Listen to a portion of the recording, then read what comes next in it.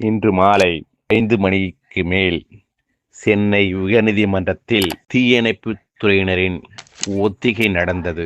தமிழ்நாட்டின் ஒரு காலகட்டத்தில் வரலாற்றை குறிப்பிடுகின்ற முக்கியமான ஆவணங்களை தன் தீர்ப்புகளின் வழி பதிவாக்கி இருக்கின்ற சென்னை உயர்நீதிமன்றம் ஒரு நிரந்தர ஆவண காப்பகம் போல செயல்படுகின்ற ஒரு பொது அமைப்பு என்ற காரணத்தினால் தீயினால் ஏற்படும் அழிவை, இடர்களை எதிர்கொள்வதற்கு தமிழக தீயணைப்புத்துறை தயாராக இருக்கிறதா என்பதை மக்களுக்கு வெளிச்சம் போட்டு காட்டுகின்ற விதத்தில் வானம் இன்னொரு மழை பெய்யலாமா என்று ஒத்திகை பார்க்கின்ற நேரத்தில் தீயணைப்பு படையினரின் ஒத்திகையும் நடைபெற்றது.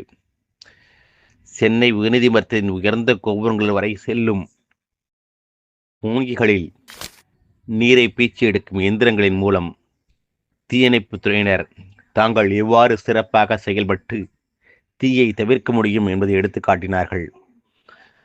இதுபோன்ற பிற விஷயங்களையும் கவனித்து ஊன்றி பொறுப்புணர்வோடு சேனலில் இருப்பதை தெரியப்படுத்தினால் மக்களுக்கு உயர்நீதிமன்றத்தின் மேலுள்ள நம்பிக்கை பலப்படும்.